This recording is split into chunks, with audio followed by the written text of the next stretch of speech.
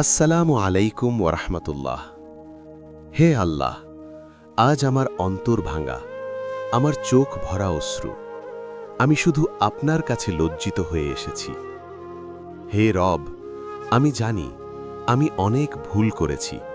আমি অনেকবার আপনার পথ থেকে হারিয়েছি। আমি অনেকবার আপনার আদেশ ভেঙেছি। তবু হে পরম দয়াময়, আপনি জানেন আমার হৃদয়ের প্রতিটি কাঁপুনি। আপনি জানেন যখন আমি দৃঢ় থাকার ভান করি। আপনি জানেন যখন আমি ভেঙে পড়ি।